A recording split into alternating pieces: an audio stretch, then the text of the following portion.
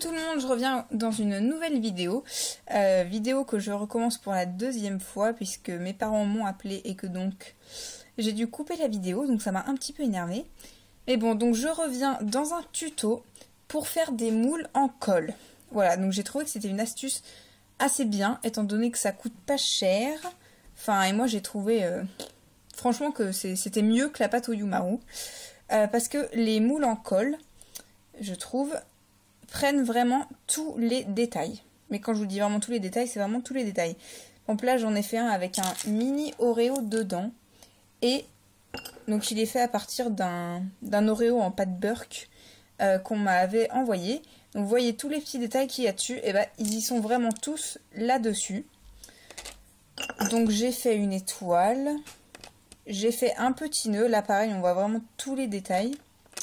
Donc voilà, donc j'avais envie de vous montrer comment réaliser ces moules. Donc c'est très simple, il vous faudra un pistolet à colle avec de la colle, ça serait mieux.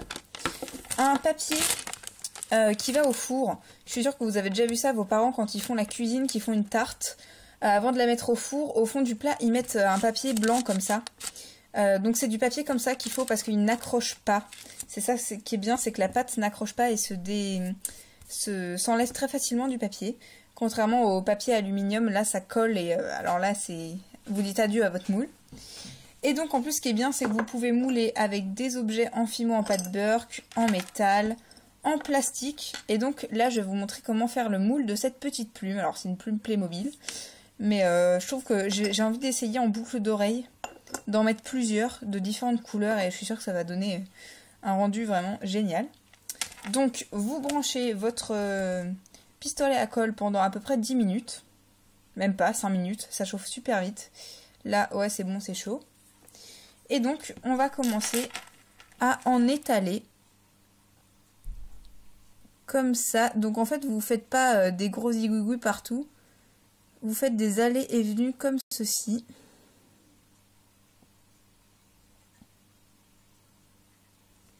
Selon la taille de votre objet, vous en remettez un petit peu dessus hein, pour bien que ça prenne. Voilà, donc là vous voyez que c'est transparent puisque la colle est encore chaude.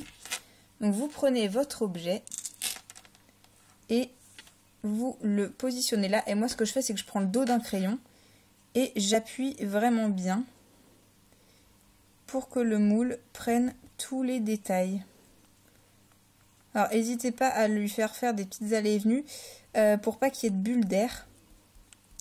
Parce que le problème en fait c'est que moi avant, ce que je faisais c'est que je mettais d'abord l'objet et je recouvrais de colle, sauf que ça fait des bulles d'air. Et j'ai raté au moins 5 moules comme ça. Jusqu'à ce que je fasse celui de l'Oreo. Là j'allais pas tout le recouvrir parce qu'en fait il est épais. Vous voyez que là il y a le milieu et il y a le début de la deuxième coque. Et moi je voulais vraiment que le dessus. Donc j'en ai étalé et je l'ai posé dessus. Alors là il n'y avait aucune bulle, donc maintenant je fais comme ça. Donc voilà, alors vous remarquerez que quand la colle est chaude, elle est toute transparente comme de l'eau. Et une fois qu'elle est sèche, elle est toute trouble, elle est blanche, comme les bâtons de colle que vous mettez dedans. Voilà, donc là franchement c'est très très rapide à sécher. Ça met quoi? Ça met 3 minutes, 2 minutes, même pas. Là vous voyez j'appuie, c'est déjà à moitié sec. Et donc bien sûr je vais pas vous faire attendre 3 minutes parce que c'est quand même long. Mais ça c'est le moule de la première vidéo que j'avais fait de mon tuto. Voilà ce que ça donne quand c'est terminé. Et alors ce qui est bien c'est que c'est quand même très flexible. Et donc je vais vous montrer le rendu avec de la pâte. Et ça se démoule très très bien. Voilà, donc là, je prends de la fimo. J'appuie. Alors, franchement, je le fais vraiment vite fait, hein, parce que je vais pas m'enquiquiner à faire un truc bien. Ça se démoule très très bien et on a tous les détails de la plume. Vous voyez, là, ça y est, il est sec. Donc, vous voyez, ça s'est décollé tout seul. Et donc, vous attrapez votre objet et ça s'en va tout seul.